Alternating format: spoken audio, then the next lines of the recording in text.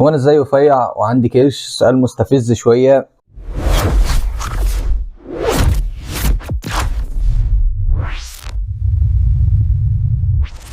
او هو مش عباره عن كرش، هو عباره عن بطن منفوخه ولكن من دون دهون. يعني انا طول عمري ما بعملش دهون، او ما وصلتش لنسبه الدهون اللي تخلي بطني طالعه لقدام، ولكن في نفس الوقت بطني بارزه. حتى لما نشفت برضه نفس الكلام، بطني بارزه. فلما رحت بحثت في الموضوع ده طلع عليه علاقه بان الكور عندي ضعيف، وان انا اصلا عندي تجنن الكتف، وان الظهر كله اصلا لما خدت صوره من الجنب، حطيت التليفون جنبي كده وخدت فيديو، لقيت الظهر طالع كده مش فاهم، كان في حاجه غلط يعني. المهم السبب، لما حلينا الاسباب طلع عندي 4 اسباب رئيسيه. اول حاجه كنت بعملها غلط اللي هي التنفس الغلط وانا بلعب اي تمرين في دفع زي البنش او الانكلاين او الفلات. فوانا قاعد كنت بستخدم ريب كيج كومبيشن، فانا كنت بحط وزن عالي وبعد كده كنت بعمل ارش، فكنت بزق بالحوض او بالنص اللي تحت عن الشيست، فده كان بيدي اصلا تفعيل اقل للشيست، وفي نفس الوقت كان بيأذي الكور بتاعي. ومع الوقت مبقتش بعرف العب من غير كده. ومع الوقت بدأ يظهر عندي ان انا الحوض عندي طلع لقدام. فمع الوقت بدأ يظهر عندي حاجه اسمها انتيريور بيلفيك تيلت، اللي هو بقى عندي تقوس وماشي كده وبوس في الجزء اللي تحت زي لاعب كوره مشهور مش هنجيب اسمه. المهم، فدي اول نقطه. تاني نقطه ان انا عندي ضعف في عضله اسمها ترانسفير ابدومينانس، او العضله ديت بتبقى عباره عن عضله تحت مجموعه عضلات في الجسم، يعني هي تحت الاوبلكس، تحت عضلات البطن كلها، هي عضله عميقه اساسا. الضعف اللي فيها ده نتيجه للارش اللي انا بعمله، ان انا احط لك وضعيه الارش في البايوميكانكس، هتلاقي جسمك كله وضعيته اتغيرت. انت بتعمل ارش بنشك بينزل، فبتضغط على القفص الصدري، الحاجز بيطلع لفوق. فده بقى عامل عندي اول حاجه ان انا بقى عندي بروز في القفص الصدري من تحت، وبقى عندي انتيريور بلفيك تيلت كمان جنب بعض. فوق كده البروز مع الانتيريور بلفيك تيلت نتجوا عن كده ان هم ضعف في عضله اللي ماسكه لوحين الكتف بتوعي من قدام، فبقى عندي تجنح في لوح الكتف اللي قدام. العضله دي اسمها البكتيرياليس. الله يلعن ابو جاك، بقالي ساعه واقف عشان ابص على الاسم وفي الاخر اتلخبطت. اسمها بكتيرياليس ماينور حاجه زي كده. المهم العضله ديت هي اللي ماسكه لوحين الكتف من قدام، فهي اتعودت على الوضع ده، فده قلل من طولها الطبيعي، فمحتاج اعمل لها تمرين ستيتش. المهم عشان ما ادخلكش في حلول ياما، لان انا القناه مش ساينز بيزد وبتاع وانا بتبضن من المحتوى ده اقسم بالله. المهم ان في 3 مشاكل عندي. القفص الصدري طالع لقدام، وعندي انتيريور بلفيك تيلت، وعندي تجنح في لوح الكتف. احلهم الجلوم ازاي؟ اول حاجه محتاج احط حاجه لعضله الترانسفير ابدومينس اللي تحت، هنحط لها تمرين الفاكيوم. تمام. بعد كده محتاجين نعمل تنفس بطني عن طريق ان انا بحط ايدي على صدري وايدي الثانيه على بطني، وبتاكد ان ايدي اللي على بطني هي اللي بتطلع وتنزل، عشان اضمن ان انا عالجت مشكله بروز القفص الصدري لقدام. بعد كده بالنسبه لتجنح ناحيه الكتف، هحط له الشكل اللي انا كنت بلعبه على جهاز الانكلاين او بالدمبل، او ممكن احمل له سكابل بوش ابس عادي. بعد كده فاضل ان انا اعمل ستيتش للعضله بنت الكلب اللي طلعت لقدام وطولها قل عن الطول الطبيعي، فانا محتاج ارجعها لطولها الطبيعي. هتسند على باب، هتترمى على اي باب، هتزقل عليه كده وتفضل تعملها ستيتش لما قربت منك يعني. بعد كده تروح طالع لقدام لحد ما المشكله دي تتحل. هل المشكله يعني تستاهل الوقفه او ان انت تقف عليها؟ المشكله بطنتني، لان انا لما جيت انشف ما لاحظتش، انا عمال نسبه دهوني بتقل وبطني، هي عضلات بطني بتنشف بس في حاجه غلط، بطني بتنزل قدام، عضلات بطني بتنشف وبطني بتنزل قدام، فلا في حاجه غلط، فمضطر اعمل كده. وده جزء تاني يعني بيقول لك ان الجيم مش تمارين مقاومه وحديد وريزيستنس بس وكياتين وبرضه وبتاع وكده يعني. وبس كده نروح الجيم ناخد تمرينه. كان عندي تمرينه خلفيات، خدها بسرعه ونشوف تطور الديد ليفت النهارده. بس اشوفكم في الجيم.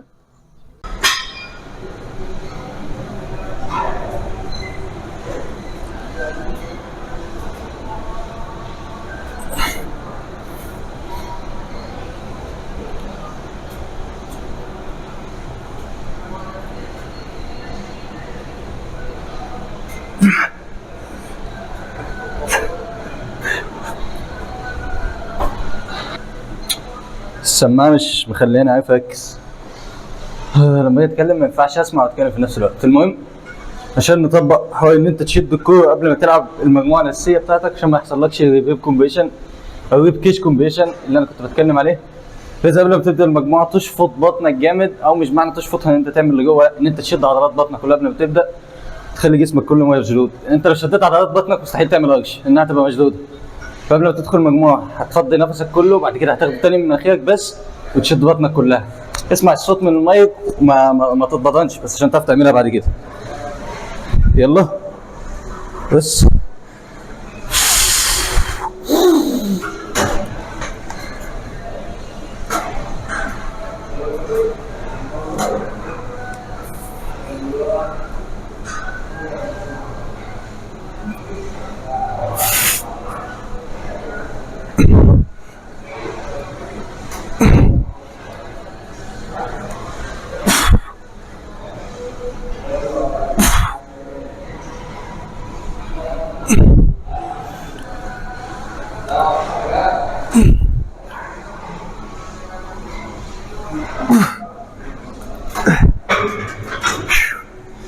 ان شاء الله تكون وصلت.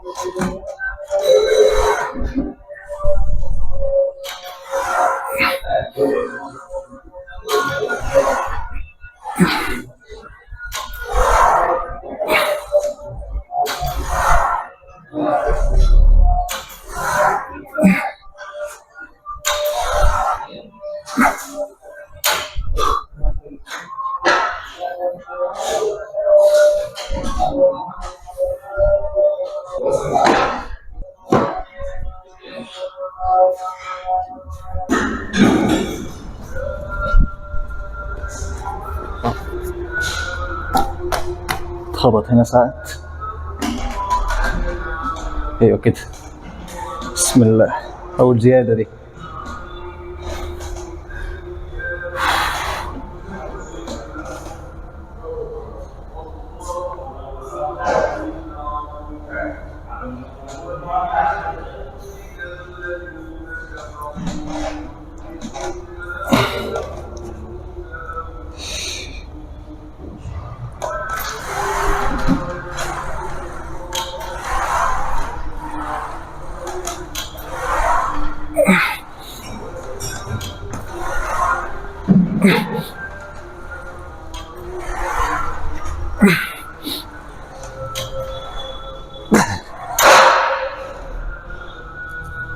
صعب. هنشوف الاداء.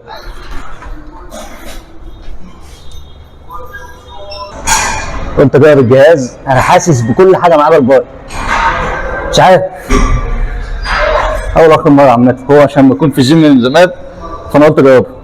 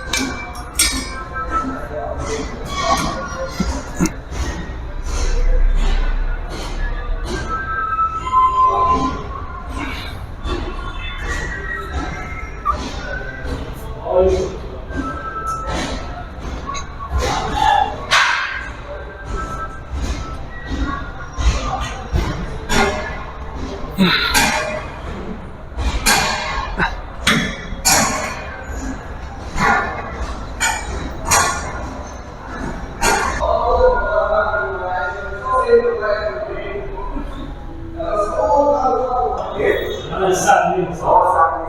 ماشي؟ انا مش هفضل الساعه 3 يا عم. الساعه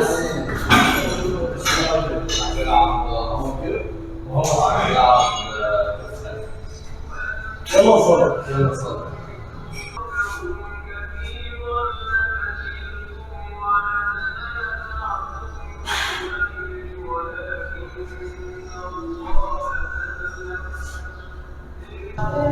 التنفس البطني على السريع او اسمه ابدومينال حاجه كده، هبقى اكتب لك اسمها برضه عشان نسيته. بص هتنام في اي حته عندك، مش شرط في الجيم يعني. ماشي. بعد كده هتشفط، تطلع كل الهواء اللي في بطنك كله من بقك، هتحط ايدك على صدرك وايدك التانية على بطنك من تحت، وتضمن ان ايدك اللي على بطنك هي اللي بتطلع وتنزل وايدك اللي على صدرك ثابته.